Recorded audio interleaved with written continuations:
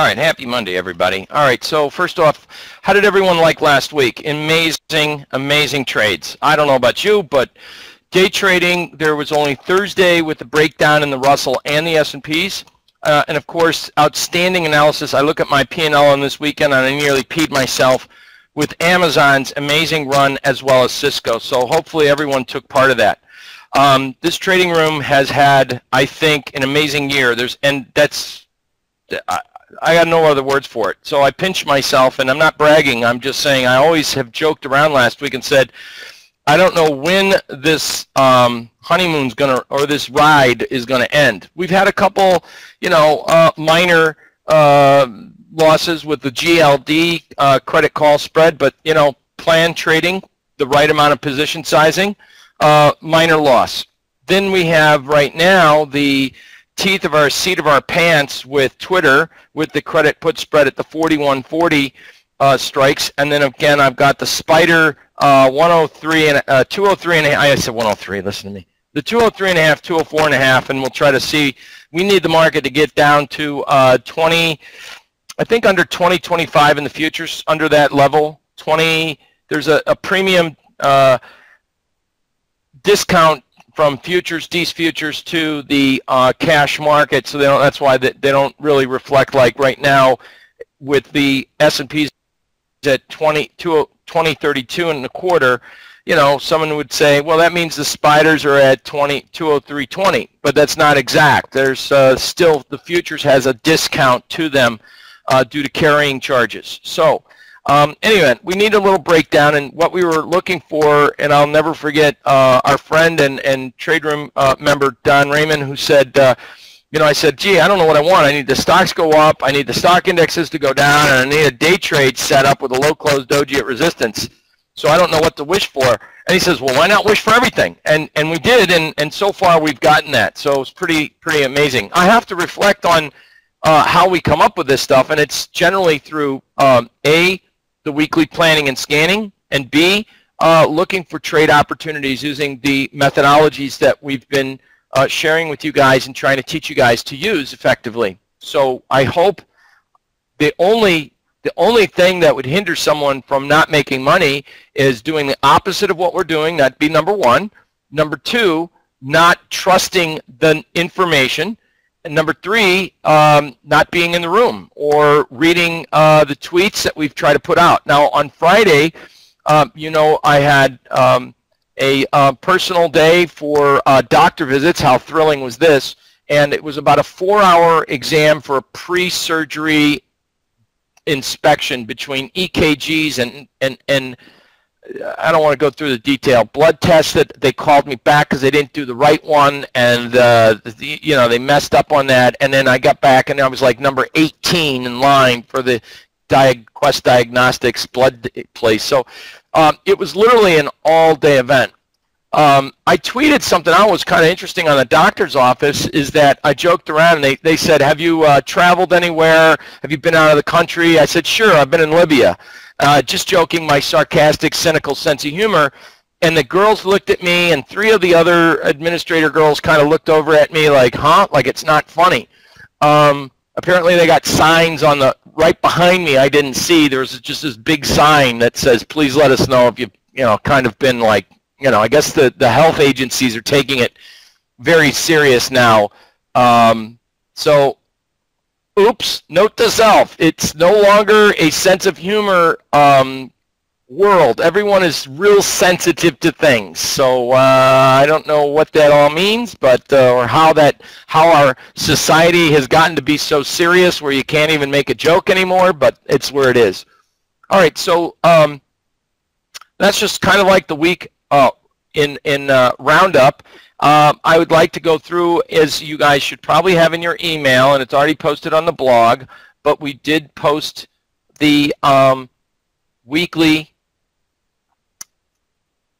observations in the room, and it should be, I don't know why it does this, but it's like in the middle of the page, so we should have 11/17, which is today's date. So if you just error accessing file. I'm not sure why that is, but let me know if anyone else has a problem, but it was posted there in the room. And here is the documents. All right, so with that said, remember, I posted this. This is like a reprint because the market's job is to confuse us, bore us, and scare us out of good trades. That's why we experience what we call that delayed reaction to what we believe should happen to prices based on a set of facts and technical analysis. Again, that's why patience and discipline are the two single most important principles to master for traders to excel. And it is very true because a lot of times we look for a trade to happen and it doesn't happen, and you know, you look at like a rounding top and it should break down, or you look for the market to pause, and sometimes you got to give it time, and that's where options will help us to get through the duration of that type of scenario. I always tell you, I don't know of what day, of what hour, of which week the market's going to move up or down, but it's coming pretty soon. And so timing is, no matter who you are and what timing tools you have, it's tough to time it to the very minute. It really is. And we're pretty good at stuff like that, and timing moves like the downside, the target of getting out. So timing exact moves and timing exact highs and lows, I mean, every once in a while we'll get lucky, as any technician can, but no one can consistently predict the high and the low of every single move. What we try to do, as a reminder, is look for turns in the market and try to capture a chunk of the middle of the trend. That's real simple. That's what we're here for. So what we do is we look for areas that are overbought for selling opportunities, or for a pause, which would be credit call strategies, or we look for markets that have gotten so beat up that no one likes them. So the adage of sell it when when everyone's got to have it, and buy it when nobody wants it, works more times than it doesn't. So 2 weeks ago I said we might be a sector that may be prone for profit taking includes biotech, and I'll tell you what, the biotech sector looks a little sickly to me up here still. Semiconductors are a little overbought, and utilities, and last week utilities just got smoked. And then the transportation sector. So with the theory of, or at least with the theme of markets confusing, bore, scare, and delayed reaction, I think we will have a delayed reaction out of the transport sector, believe it or not, and of course the biotech, so do pay attention to that. We noted that the insurers, and a lot of insurers have just absolutely, now they should go in the category of being a little overbought because specific stocks are just out of control to the upside. The regional banks and the bank sector did a little better, and so last week we did see some erosion of gains in the biotech. The IBB fell a little bit. The IYT gained another 1.3%, so watch for maybe a little bit of decline in the transportation sector this week. And of course, XLU fell to almost 3%. This is the XLU. This has been one of the most wildest to me in this time frame. Utilities are normally what you put your grandmother in. I always say that. It's very safe. They're low vol. You know, it's got a very low beta to the overall S&P stock market. Low beta meaning it has a low correlation. If the stock market's up 3%, this might not have a huge percent change. In other words, a high beta correlation to the percent change in the index, the S&P 500. This thing is like, I mean, just out of control volatility. And again, the semiconductors gained 1.27%. So as for oil and gas, it fell 2.69% with a few exceptions. Remember, we tried a couple weeks ago to do Halliburton, a credit put spread. And of course, with Baker Hughes and Halliburton in that buyout situation, the sector kind of popped enormously strong last week. Retail sector we talked about, it was up 1.4%, and the consumer discretionary sector was almost up 2%. So we were dead to rights on picking out some of the stocks. In fact, one of, as you know, was Amazon. Was not an earnings play. It was a strong play based on that theme. Cisco was kind of an earnings play, but also it had very strong technicals. We just thought that Cisco would be a good trade, not for earnings, but a good trade for moving forward into the January expiration. So you guys may want to read that if you weren't here last week or don't know what we did. I'm pretty sure all of this information we had discussed not only in the trading room, but I mean, Amazon was I think all apart from just taking a flight up to New York and screaming from the Empire State Building, I think we did a very good job of promoting and telling you guys about the Amazon trade. So from TradeStation Thursday, and we posted it in the room, and thanks to Mark McGeiger, we now are trying to remember to put stuff in the note pages to do things. So we are creating a lot of extra work here, and but I think some of the trades should be materializing in your bottom line performance. A couple other things, we're looking for a bottom here in the British pound. We are also looking for cattle prices within the next week or so. And so with that said, we were filled on the Feb 165 puts at $1.80. From 11/12, there was 86 days to expiration. So in any event, on Friday, I saw where the market was before I left for the doctors. I said, I don't know if Amazon's going to push to the upside and break out, but if it's a double top, then just take a quarter of your position. So if you only did 10, you take 3 off. You know, you can't do 2.5. And then as the market was rallying near the highs, I was checking the market, and I couldn't believe Amazon popped up to that 332 level, so everyone should have been filled. You had ample time. It was actually the bid at $5.75. So if you paid $1.57 or $1 anywhere up to $1.70, that was that's what we look for in trades. That's kind of like more than a triple. It was a home run on just a quarter of the position. You should still have half that position in Amazon and as well as Cisco. So we just reduced on the way up our exposure because we will. With the January expiration, believe it or not, there's less than, 60 days or so till expiration. So we're going to start to see, not tremendous theta, but all of a sudden we're going to get into Thanksgiving, and then, the market's going to pull back a little bit, possibly, and then we could regroup for another week or two. So it makes sense to just dump some of these trades when the market gives us that type of profits. Any event, we've also been hard at work, and some of you do get PA stock alerts, which we have not done a lot of options, and sometimes I think it's because many people are auto-trading the PA stock alerts, and we've found that they can't do options in their IRA, or they're not set up for it, or they can't do inverse ETFs, I just learned, for some people.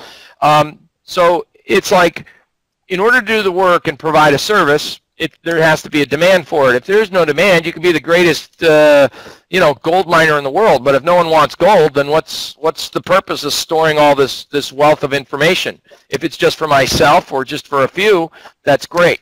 So we need to see if there is a demand for that options. And I think a lot of times, like this past month, where we were looking at our analysis, which many of you for a few years have been around, have seen where we've really had some very selective trades where are incredibly high probability, and it's not just we're getting lucky by buying everything, like just as a reminder, no one was looking at JDS Uniphase, and we caught that. Nobody was looking at QLogic, and we caught that. Nobody was, expecting Qualcomm to go down as heavy or Whole Food Mart to go up. The only difference is with Whole Food and Qualcomm is I didn't see a great options strategy because of the bid and ask. They were thin. In hindsight, maybe we should have just gone with a more directional trade, and some of you actually did. So with that said, in the advisory service that we're doing, we're going to add some of those features for you guys. So anyway, that's the good news, and that's what I wanted to provide that with you, and we'll start that at the beginning of the year, which will be exciting because we'll be ready for first quarter earnings season, which I got a feeling is going to be pretty dynamic again.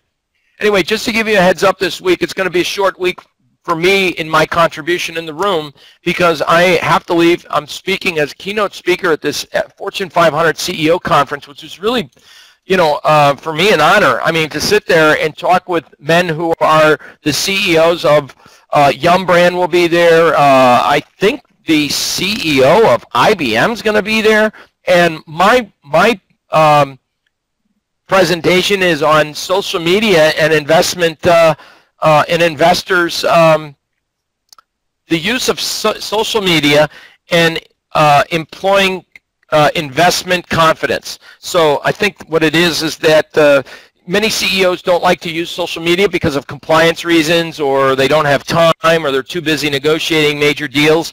And so could it improve their media relationships? Could it improve the relationship with investors and bring about public awareness if they could get more involved? My feeling is absolutely.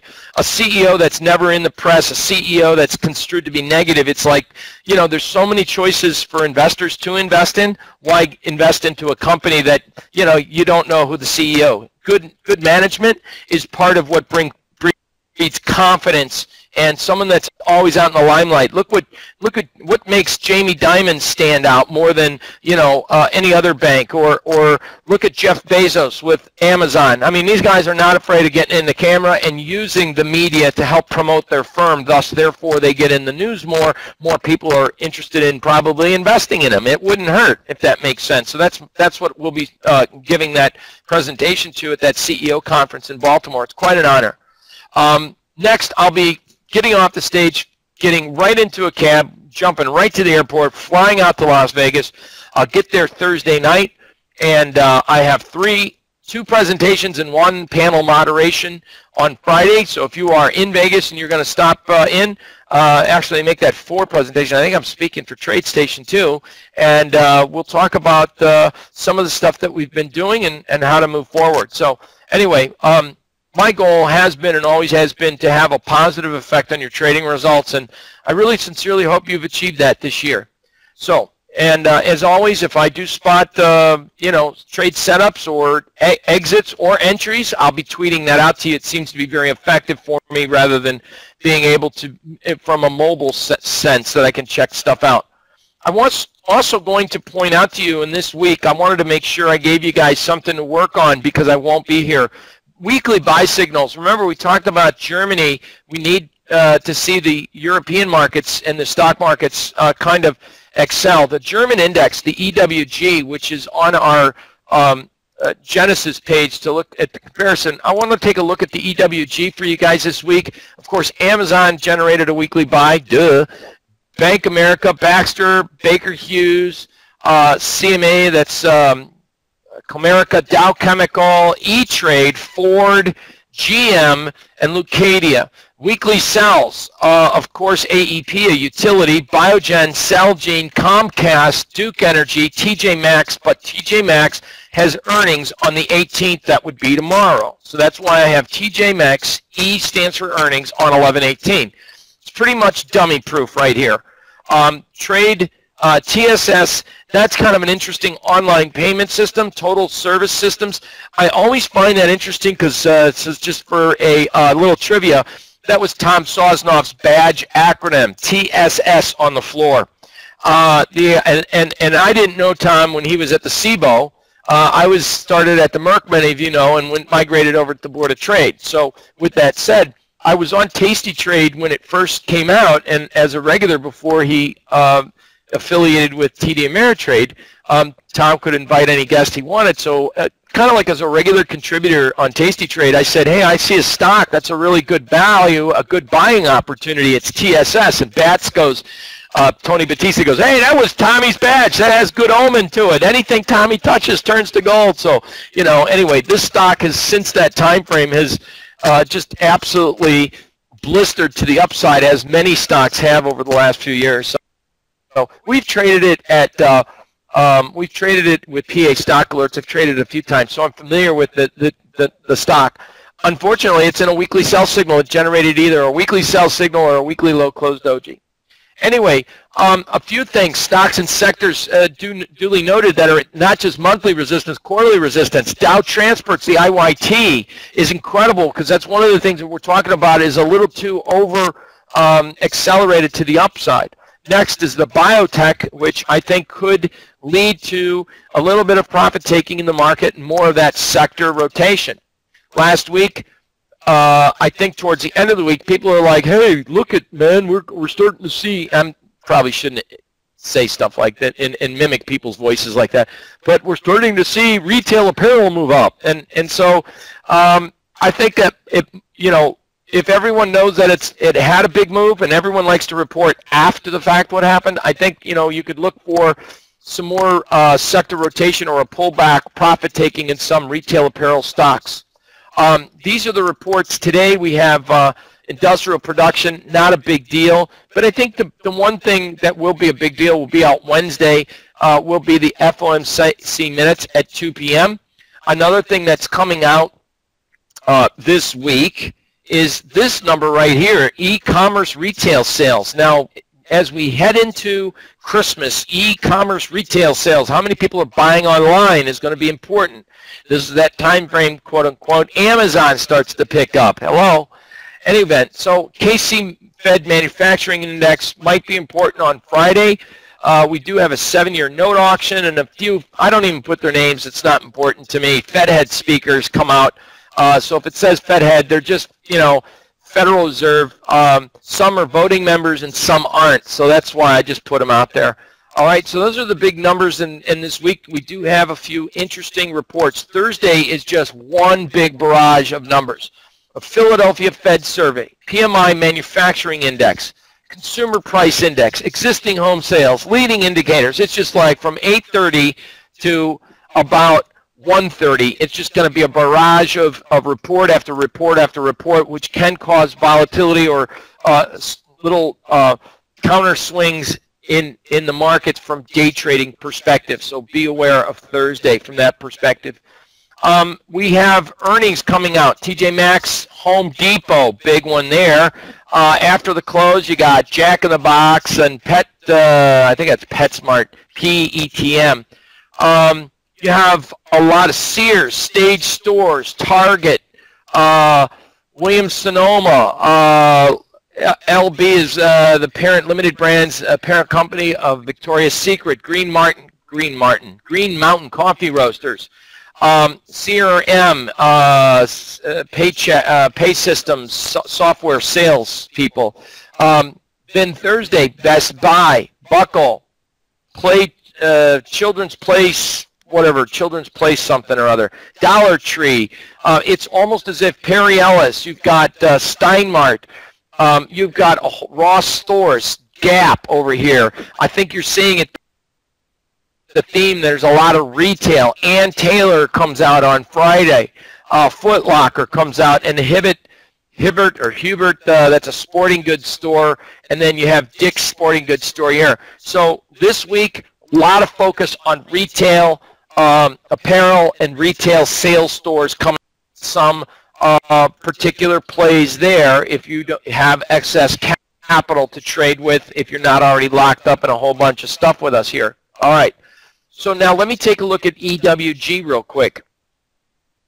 EWG is the German ETF. This is a weekly chart. Seasonally strong.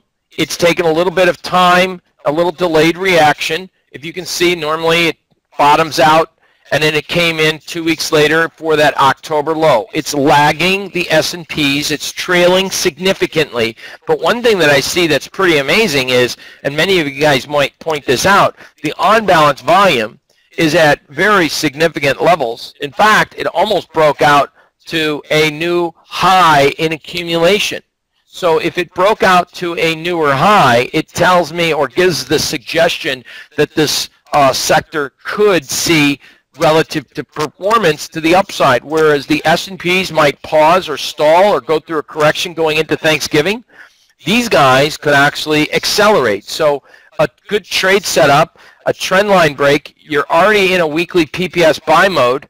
I would say you'd really need a trend line break and then above this like weekly high. So that would be a last conditional change. And note that it's near this area of old resistance, support, broke the support, it should act as resistance. So if you get a close over that 2782 area, based on that volume, I think that sucker's got some room to the upside. All right. So focus in on at least on a daily chart, possibly until it really gets its mojo going. Look at the daily OBV. It's shot straight up. It's made newer highs. So the daily on balance volume looks pretty good. And so let's say we get a little bit of, and perhaps that's what all of this is just a little bit of a wedge formation or flag formation and getting ready to accelerate to the upside. And if it does, it's going to project prices up to about the 20, this measuring technique, A, B, C, D wave, would get you back up into maybe filling that little gap, the breakdown that occurred. This could have been a measuring gap right there, a midpoint gap, and that could have been the exhaustion gap. So you do have a 3-gap method that did exist in this ETF, so it does give us a suggestion that the downside run, this little trend, could be over using daily chart analysis. All right, so that's I think the special flavor of the week potential trade. And as I see as I look at my relative strength page, right, and you'll note that EWG is in brown, and this is how it is from the beginning of the year. So since the beginning of the year, it's only down 10.7%. So I think that if the indexes, what should happen is if you get a little pullback in here in the EWG, if you get a pullback, that might be, if it's fairly optionable, you might be a credit put spread candidate, and then watch for the breakout to get more directional with it. It's a fairly cheap instrument. It's in a $26 range. It's not, maybe a 3 to 5% move would be interesting. Going into the next 6 to 9 months, I think that this is a stock that could probably see at least a recovery back to unchanged, and that would give you a 10% move back to just unchanged on the year. If so, if Germany gets back to unchanged on the year, it's 10%. And I think that either one of two things are going to happen. Either the U.S. market is going to pull down, and either we're way overbought, or Germany and Central Europe is going to have to go up. Because, no offense, folks, you just can't see international conglomerate U.S.-based corporations do poorly abroad, and with the strong dollar, see how they are going to continue to perform well with a loss of repatriating their dollars, from euros back to dollars. They're going to take a double whammy hit when you see that happen. On the way up, they were enjoying a weak dollar and more profits. And many of you remember earlier this year, or maybe you don't, but just as a reminder, a lot of companies did well not on sales, they did well on currency transaction. So they did a little bit better on, when they were making sales in Europe, and so getting paid in euros and then repatriating that to dollars, they were doing a little bit better on that foreign currency transaction. They weren't doing it from sales. That was something that's happened over the last couple of years.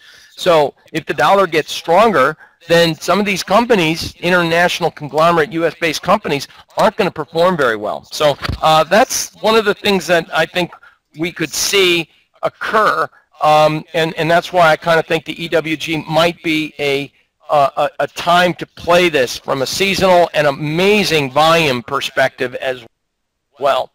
So that's what I basically have for you guys today. I know we started a few minutes late for sound check and making sure the video was being recorded.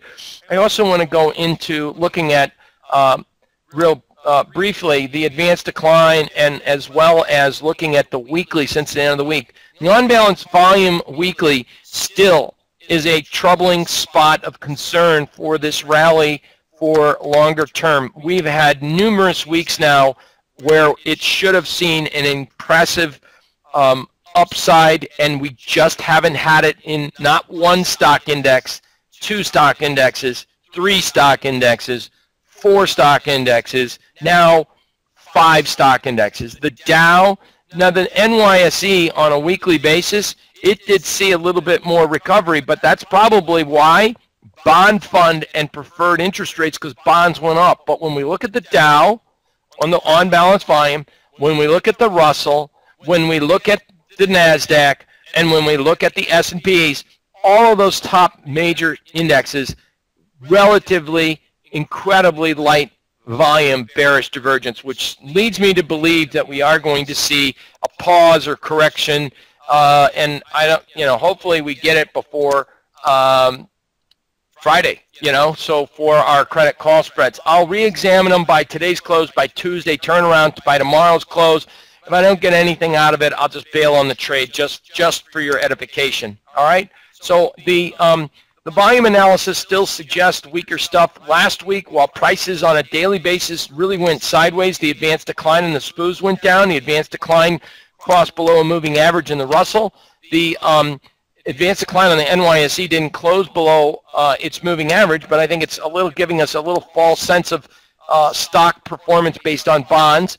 And then the Dow kind of held up there. So this could reflect maybe the oil sector going down, number one, and number two, small cap stocks got a little bit over advanced, accelerated, and we really haven't seen yet the effects of biotechnologies coming down, but I think it is coming because we did get numerous stocks, as I pointed out in today's planning and scanning, that gave some weekly sell signals, so you want to be aware of that. Next, I want to go over to cover the some top our top commodity trades.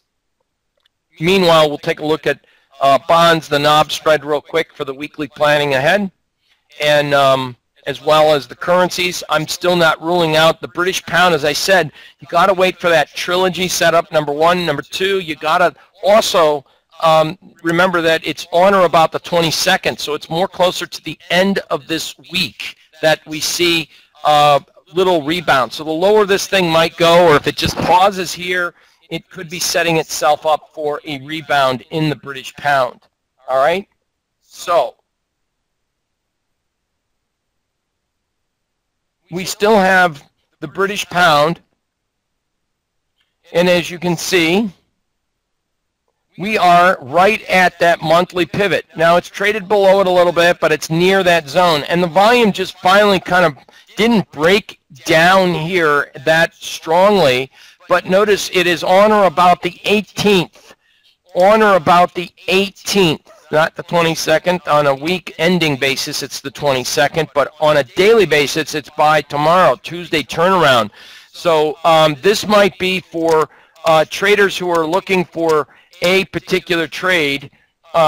Weakness in the British pound may be a little over accelerated, and as we've pointed out a few times, this level of support and resistance is pretty strong. Sometimes it breaks it just by a little bit, and within 2 weeks you get a surge. So I think that's what this is, a little delayed reaction. It's just getting the impatient people out of the game, and I think you've got, on a weekly basis, you know, noting where the market's been really doing a nice job of every time it gets a little over-accelerated, it departs too far, leaves a gap between price and moving average, it snaps back.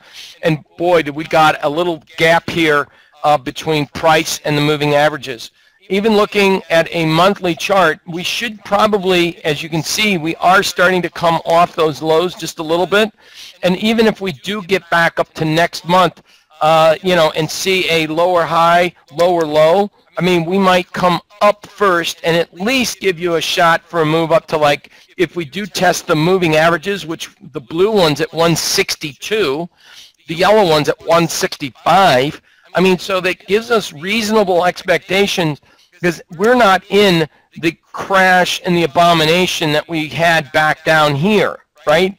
And in addition, we're starting to end that seasonally, even back here, we got a spike off those lows that was pretty significant, as you can see here, right? So the difference is we are, from a seasonal perspective, in a seasonally strong period of time. We're at a longer-term support and resistance level here, and I'm just thinking we've got a little bit of a departure of the means type of thing. And even if you only get back up to, let's say, the next month's predicted already, December's targeted pivot monthly resistance is around 159, and here we trade at 156.39. That's a 300-point move to the upside that it's leaving us exposed with, okay? And it could be, you know, those dead cat bounces. No, those short bear market rallies could be short and sharp-lived, something great that we kind of look for as far as traders. Gold, you guys, I don't know what to tell you. We warned about gold. We tried to put a trade on here for gold, but I think I was a little overzealous in both the strike prices as well as the premium to collect. We were looking for a bounce back up to about right where it went, actually. You know, you see gold last week hit 1192.90, and you heard that one here first to look for a little short covering bounce, and we were trying to establish a position for that.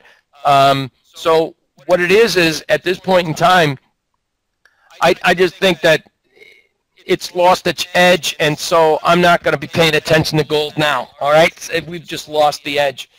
Looking at bonds and the knob spread started to lose a little bit of luster here. If you noted, we were at 1510 again. This is on a 240-minute chart. This is a daily chart. This daily chart here is showing just sideways action.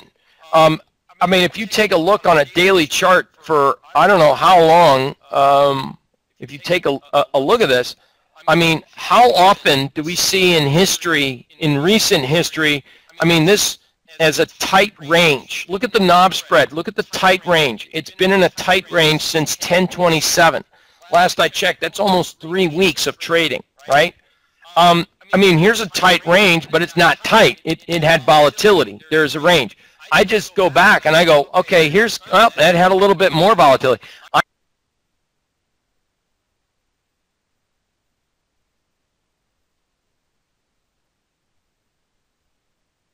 I haven't seen a flatlined knob spread like that in a long time. So get ready. This market's getting ready to break out one way or another. That, my friends, is an incredibly tight range in the knob spread. Now, that also leads me to suspect that it's not much is going to happen into this November expiration, so it's going to be after the expiration on TBT or TLT that fireworks start to begin, all right? So the knob spread will go up first, and then, you know, that'll be as it's trying to post its last gasp rally of what I think of this decade, this 2000 going into 2020. So I just wanted to follow up on the pound. I wanted to follow up and show you what I saw with the knob spread. Nothing's changed in all the equity markets here. I guess we could talk a little bit about two other commodities here. Corn, soybeans. Let's talk soybeans. Soybeans had that breakout. They went, I mean, a nice opportunity for upside move, and now they came right back down and gave a daily sell signal. So we had that little breakout here, and so now soybeans are kind of like in a wider kind of trading range. This is the seasonal time frame, and I think we even mentioned that little profit objective potential which occurred. So as the market was rallying, note that volume didn't really accelerate through the upside.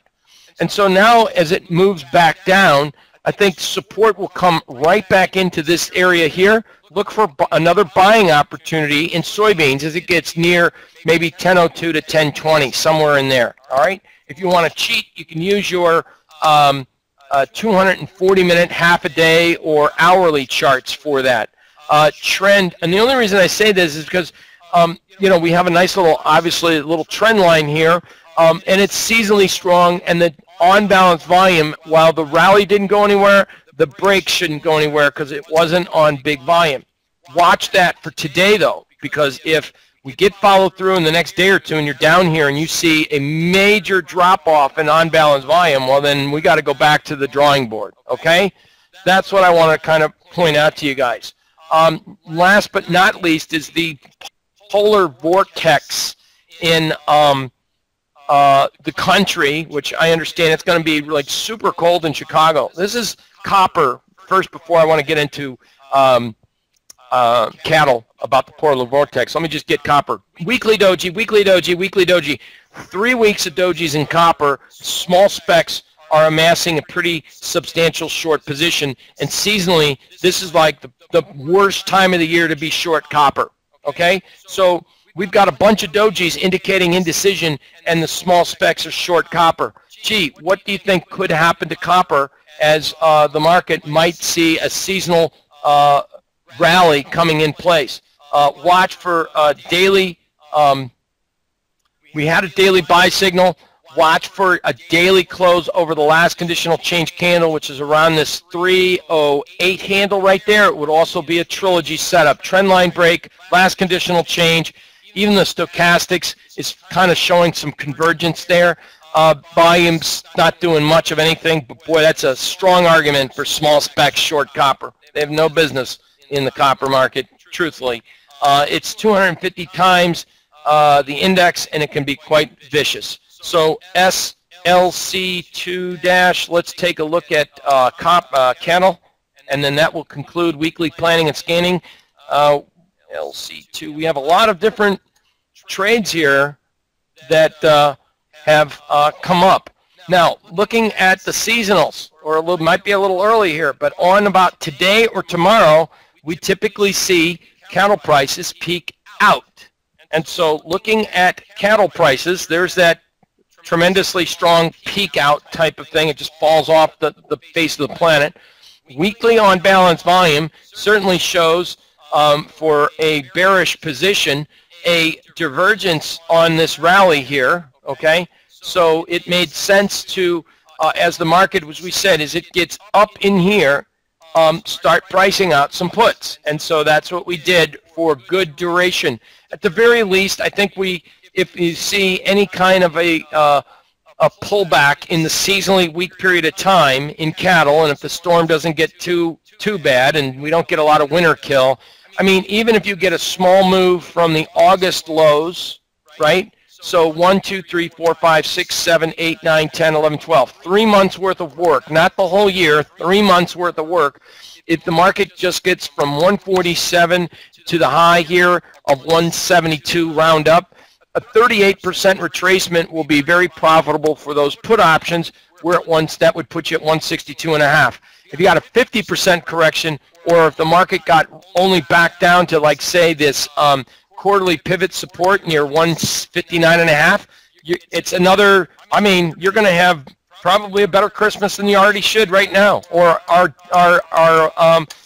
at least from a perspective of some trades from utilizing stock. So anyway, that's all I've got for today. That concludes planning and scanning. I wanted to go over some of the trade setups that we had, some of the ones that are coming, copper prices, for example, and hope you guys enjoyed the EWG, and of course giving you some stock selections. And during the course of the week, if I see something, which as you know, I will be traveling, you know, I think it's more of trade management and dealing with the Twitter and dealing with the spiders, the Cisco, as well as the Amazon trades. And then I'm just leaving the longer term coal plays because those are January 2016. Don't think I've missed anything else. You guys, that concludes this week's planning and scanning. All right, so it's option expiration week. The market's going to chop around. Friday was just, I mean, my goodness, what a great day to be in the right trades at the right time. I mean, I'm so glad I had to go to a doctor's appointment for that pre-surgery checkup thing, because this would have been the most stupidest time frame to I kept looking at the market on the S&Ps, and I'm like going, oh, nothing's happened. And then, you know, that nice app on you can check out your positions on the Thinkorswim mobile app is fantastic, man. You got to do options. It's like, God, it's a product made in heaven, right? So I'm sitting here like going, shit, hit the bid, man, 575. Now, selfishly, I did front run you guys, which is not illegal. Within seconds, I tweeted out. So if you guys, every one of you should be on those tweets. And hopefully you got out of, and you still have some of that Amazon for a little bit longer term play, but everyone had an opportunity to take some more profits at 575 on those Amazon, as well as dumping another portion of Cisco. Cisco is just like, I was looking at Cisco and then like on a given day, that's a nice trade. But compared to Amazon, what a bunch of horse manure. I mean, honestly. So anyway, I hope you guys took Amazon, and it was something that this room had plenty of opportunities to do. And it was just, man, I wish every single trade could be like that. It was just a perfect plan. And I mean, you like to go over the bad trades to say, okay, what went wrong? And you like to go over the good trades and say, hey, what went right on that? So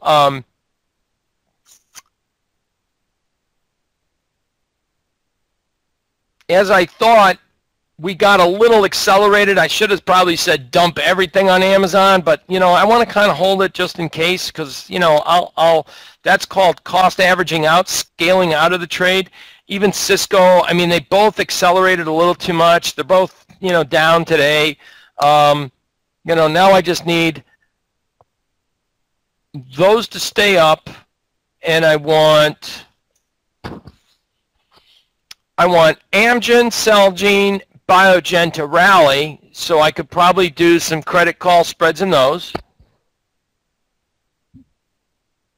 And they're going up a little bit today.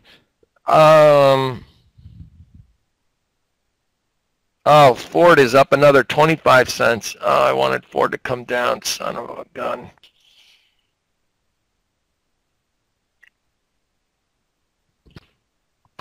J.C. Penney's, by the way, retail stock. I mean, this stock, I just want you guys to remember one thing. This could be some good percentage odd information. Do I have everyone's attention? Is everyone still here? I'm going to do a webinar tomorrow, which is not really, it's going to be a, you guys don't have to show up if you don't want to. It's going to be a promotional seminar. I'm just here to let you know. It's going to be a promotional webinar. We have not done a promotional webinar in a long time. So tomorrow, that translates to a sales seminar, webinar, sales. I always give out good information, though. I don't think I've ever been a salesman. I haven't been able to put on that used car salesman hat, though. Maybe I should, I don't know. But we have a lot of people behind the scenes that depend on Person's Planet Enterprise for sales. We have Ben in Israel, our programmer for TradeStation.